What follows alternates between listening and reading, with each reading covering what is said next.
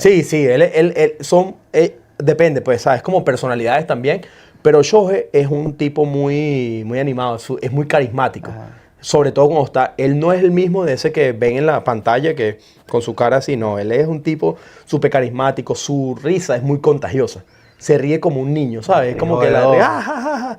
Y su risa, y se ríe muchísimo durante el día, pero su cultura es completa diferente a la nuestra.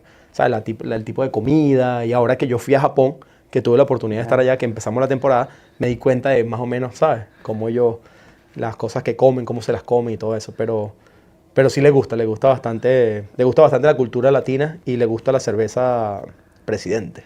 Ok, bueno, presidente, páganos la publicidad también porque te estamos tirando el dato de Otani. Mira, te iba a decir otra cosa. Para ti los mejores 5 jugadores de la historia del béisbol venezolano. ¿Del béisbol venezolano? No, de Venezuela. Venezolanos, ok. Ajá. Número 1, Miguel Cabrera. Okay. Yo creo que le va a pasar por encima a Luis Aparicio y a Omar Vizquel, que es uno de mis favoritos también. Miguel Cabrera, número 1. Número 2, sigo poniendo a Luis Aparicio, nuestro único Salón de la Fama. Número 3, Omar Vizquel, mi favorito, mi jugador. Número 4, me voy a ir por David Concepción. Y número 5 voy a poner a Ronald Acuña. Ronald, duro sí. También, ¿no? Porque Ronald, obviamente, no sabemos dónde va a llegar su carrera todavía, pero considero con lo que ya ha hecho hasta ahora, con el MVP, con la temporada nunca antes vista, 40-70, más toda su trayectoria, novato del año, MVP hasta ahora, y obviamente mención honorífica a 2 peloteros que creo que van a ser Salón de la Fama también, José Altuve y Salvador Pérez. Okay. Close ahí para entrar en el top 5. Entra en... Sí. Ok, pero... eso para ti. Y el top 3 de la historia del béisbol que tú creas a nivel de la general. Historia del béisbol. Ahí sí, Otani número 1. ¿Te parece que es la... Número 1 en la historia. ¿Cómo te sientes tú? Tú eres increíble también, pero tú, por ejemplo, admirar a alguien así que tú digas, para mí este es el número 1, jugar con el que tú digas, wow. Sí, porque es que yo he visto tanta pelota y también sé de historia del béisbol. Es imposible, inhumanamente, hacer lo que ese tipo hace en las noches que la hace consecutivamente. Batear y lanzar. Y la manera que batea y la manera que lanza. Es algo que es mucho talento, combinado también con una capacidad de jugar todos los días, que lo ha hecho ya por los últimos 6, 7 años seguidos. No, increíble. Y la fuerza con que le da la bola, la velocidad que corre, la velocidad que lanza. Todos los atributos los tiene, ¿sabes? Otani, número 1. Otani, número 1. Barry Bonds, número 2. Y número 3. Es que yo soy muy... yo me voy por los ganadores. Yo diría Derek Jeter. Para ti son esos 3. Sí. Te empieza la gente en esos comentarios. Mencionen ustedes aquí, los 5 mejores de Venezuela. Y los 3 de la historia. No, sí, los 3 de la historia yo los puse por más o menos de mi orden cronológico, porque obviamente existen los Mickey Mantle, existen los Babe Ruth, existen los Lou Gehrig, que yo nunca lo vi jugar, ¿sabes? Es difícil de yo... ¿Te ves jugando en la selección? Sí, vale, me encantaría. Yo estoy en la preselección, en este roster de 50, que después a 35, pero ahora mismo... estamos en el proceso de los permisos, quién quedó en la lista esta de lesionados de fatiga extrema, están sacando permisos, para eso el seguro también tiene que aprobar de que el jugador pueda jugar. Miguel Rojas joining us here. World Series hero, Miguel Rojas. Wow. Indeed, wow. So let's kind of pick it up right there. Miguel, Oral was just telling us the story about him kind of going to you prior to Game 6 and saying, stay ready. Yep. You know, you never know what's going to happen. In your wildest dreams, what happened. I mean, how do you stay in the moment and just say, it's not over, keep playing? Well, first of all, thank you for all of you for being here today. It's amazing. It's been kind of overwhelming a couple of weeks for me, and definitely I get emotional seeing, like, I don't get emotional like meeting people and kind of like being around you guys, but the love that I received the last couple of weeks has been unbelievable. Thank you, Dodger fans, and hopefully I can play again next year. Yeah. But yeah, going back to the question, I feel like not just Oral, but a lot of people around the organization kind of like kept me motivated to stay focused and stay locked in for my moment. And I thought my moment was going to come. And they watch a lot of baseball. They know what they're talking about. And you need the support system and the people around you that kind of keep you going. And I think that's what many people don't know, what happened behind the scenes, because it was going to be so easy for me just to be like erratic and be kind of just like lost and out of it just because I haven't played in 2 or 3 weeks now. Yeah. So it feels like just because of that, people, my teammates, coaches, that's the reason why I was able to kind of stay locked in and being able to participate in Game 6, do my part on defense. I didn't get a hit, but I thought my at-bats were good. I just missed under. And I think you told me, Oro, you're going to run into a fastball. It wasn't a fastball. No, it's a slider. It was a slider. But So when you step to so down a run in Toronto, 9th inning, Game 7, World Series, how do you approach that at bat? What was going on inside your head? Well, to be honest with you, I played that at bat when I was playing defense. I was thinking, okay, we're going to get 3 outs here. We're going to be down by 1. And I started running situations in my mind, like what my situation might be next at bat. Because I know I'm coming up second. Kike could get on base. If he's on first base, I probably bought him over, to give Shohei, Will, and the guys an opportunity to tie the game there. So I'm thinking about, okay, I'm going to bunt against Hoffman. What am I looking? I'm looking up. If it's on second base, I'm probably going to bunt to third. So I'm running situations in my head. And when I got the opportunity to start thinking, okay, if he doesn't get on base, my challenge right here will be put a good at-bat together, trying to get a fastball early in the count, and trying to hit a ball up the middle. That's what I was thinking. And because I hit a slider of Scherzer in my second at-bat, and I felt like that gave me a hint that he's probably going to attack me with fastballs, especially middle away, because they never throw me in during the series. So it feels like that was my plan right there. But as soon as I swing the first pitch, I said, okay, I got to lock in. I got to shorten up a little bit more and trying to hit the ball not up the middle. I have to try to hit it on the other side. That's why I fouled a couple balls off to the right side of the field. And when I did that, I felt like I was on the fastball. And when he hung the slider, I mean, yeah, we saw what happened. We saw what happened. Yeah. I got 2 quick ones for you. We're talking with World Series hero Miguel Rojas here on the Mason and Ireland show. Number 1, have you had to buy a beer in LA yet? No, I left. I left right after the parade. So in the parade, obviously, I mean, the team kind of provide the beers and the champagne for us and everything. So. Yeah. I haven't been able to go to a restaurant or a bar, but I'm overwhelmed with the messages and people reaching out. Come to this place. We're gonna take care of you and your family. Come with your friends, whatever. And I mean, that was the first thing that I want to say. Thank you for all the love, and I know you guys feel really good because now we're back-to-back champions, and I did my part. And I always gonna say, I mean, it's for people to say that okay, that was. You was a hero or you're a legend or whatever it might be. But I feel like I just did my part when I got the opportunity. Well, you're both of those things, a hero and a legend of Dodger baseball, to be sure. So the second one is, you grow up playing wiffle ball in the backyard. You grow up playing Little League baseball or whatever it is. And we all do the thing. It's the 9th inning of the Game 7 of the World Series, and I'm going to hit a home run to win the game, tie the game, send my team to a title. You got to live it, Miggy. I mean, does it land in the moment like I just did the thing I've been dreaming about my whole life? Or because it was a tie game, it's like, hey, man, I got to go out there and play a little defense. Maybe the game's not over yet. Oh, yeah. For me, it wasn't it was like that. It was like, okay, I hit the homer. I know it was a special. I gave my team an opportunity to win with the next win, with Shohei, but we still got to get 3 outs. Like it's not like you hit a walk-off that you can just go and jump around and act like, like you did something like that. I know it was a special, and, I mean, getting the guys fired up in the dugout and everything, it was really cool to see, and I think we needed that because it was a long series for us, especially older players on the team. I think that 18-inning game hurt us. Yeah. Even though we won, I don't think we were able to recover until we got to Toronto and we got a kind of an off day.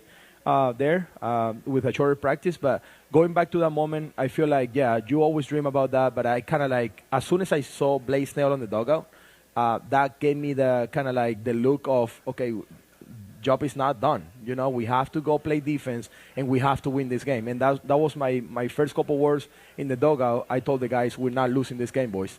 So what has the last couple of weeks been like for you, man? I mean, last night I think you at the Latin Grammys last night. You presented at the Latin Grammys. What? I mean, you have become just a gigantic star because of what happened in Game 7. What's it been like? No, I feel like because what happened in Game 6 and what happened in Game 7, the whole combination of things. You know, the ground ball that came out of the bat of Barshow came to me. You know, and I make the play, and that play is like on repeat on every channel that I watch, on every highlight, and every reel that I watch on my phone. So it feels like a lot of things happen for me to kind of like to change my life, to be honest with you, because even yesterday when I got to the airport in Vegas, sometimes you get some attention, you know, and you get some people around you that kind of watch baseball, and they're Dodger fans. We all know Dodger fans a lot over the world, and but it was different. It's been different the last 2 weeks. Even though at home, when I go to my son practice, it's crazy. It's overwhelming, but I'm living it, and I'm not going to shy away from it because it's something that I always ask for. Yes. You know, I always ask for the big moment. And it's been overwhelming, to be honest with you, because I never felt like I had that attention. But at the end of the day, it's kind of part of the job, you know. When you do something cool like that, you're going to get a lot of more attention. And the love has been real, and it's been kind of really cool for fans to kind of like show up every single day and be there for me, and I take pictures with them and sign everything, and it's awesome. That's what I'm here for. Awesome. So I had a chance to do a few things in a World Series and the playoffs, and when I go back and somebody asks me to watch the highlights, one of the craziest things that happen is I'll either think, why didn't Tommy take me out? I would have taken myself out of the game. Has you had any nightmares about you really didn't make the play or you really did pop up? You know, there are so many things that we know that had to fit together for it to always work. Yeah. And do you get scared when you watch it sometimes? Like, oh, I could have done that. Yeah, especially the play. Yeah, because the play. I mean, hitting in that situation right there. I mean, it's kind of like a lose until you hit a homer. You know, if you ground out, if you strike out or whatever, it's what you're supposed to. What majority of the time happens, you know, like you're gonna fail 7 times out of 10, and you're gonna be really, really good at baseball. So, I mean, with the at bat, it wasn't like that. I feel like the at bat, I just took my at bat and tried to put a good at bat together, but the ground ball gave me a lot of anxiety. The ground ball. Yes. How many different little things did you Were you have off to balance adjust when you for? caught And it? off balance Yeah. and I was- fall yeah.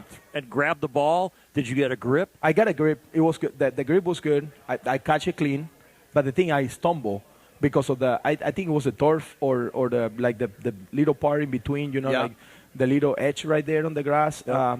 Something happened there. I didn't get a good read of the ball, so I was kind of afraid to kind of go for the short hop because the turf is really bouncy. So I was afraid to kind of like go get it, and so I went back to it. And Was your baseball clock Yeah. going crazy? 'Cause Yeah, we it all was- have a clock. Yeah. it was going crazy, and I told myself, we lose the game. We lost this game.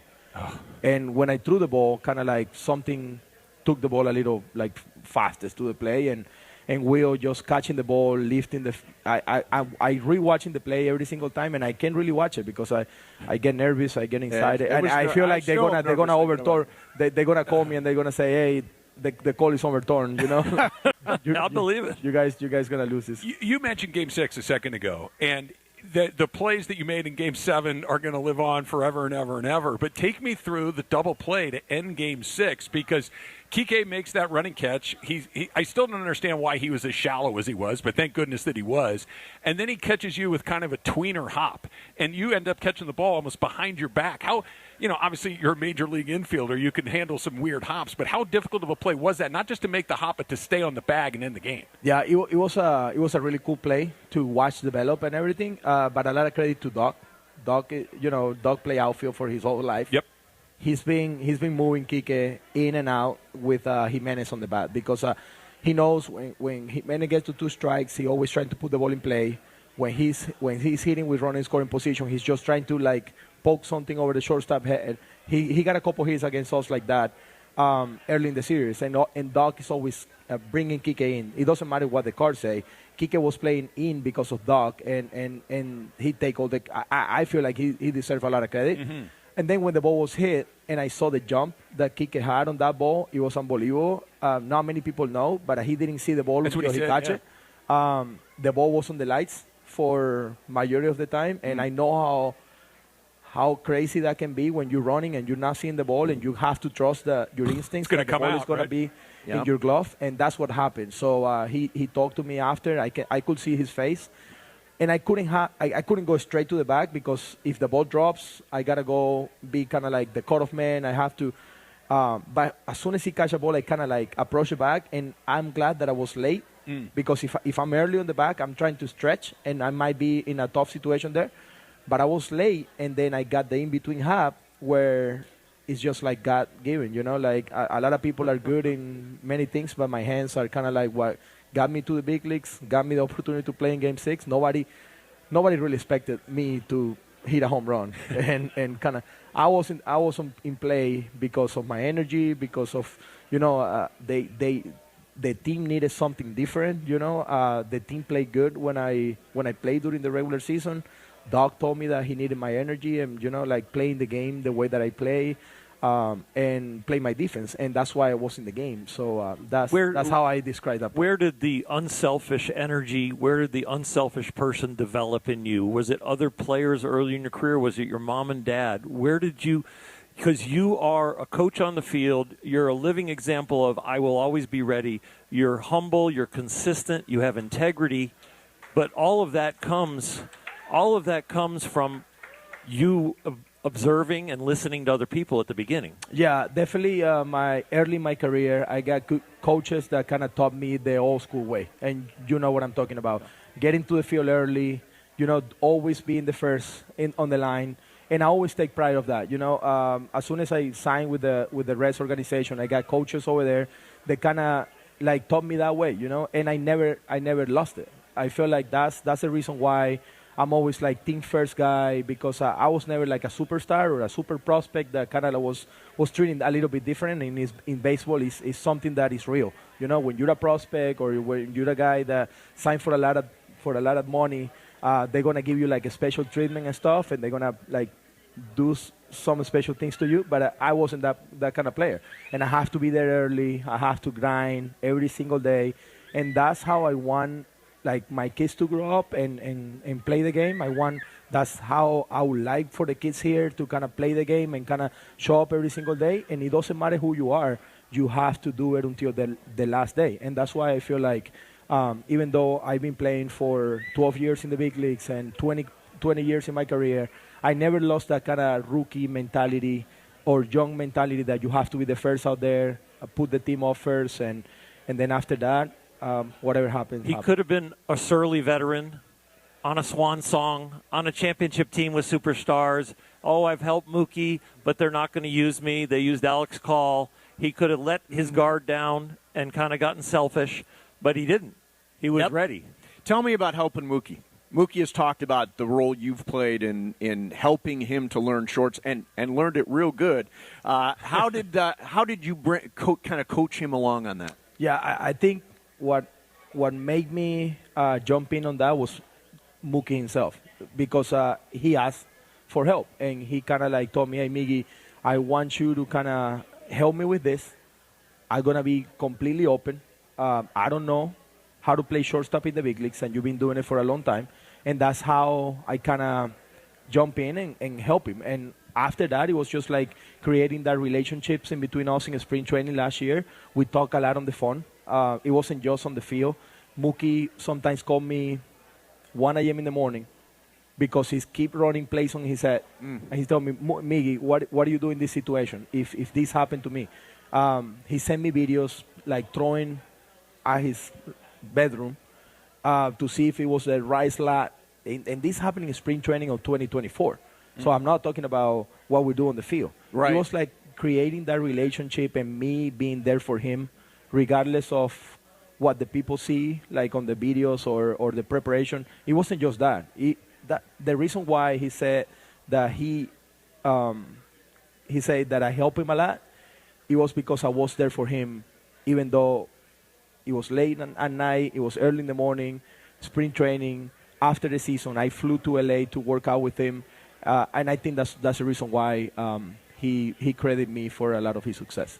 So you probably are aware of this, but right out in front here, there is a brand new piece of art that is dedicated to you.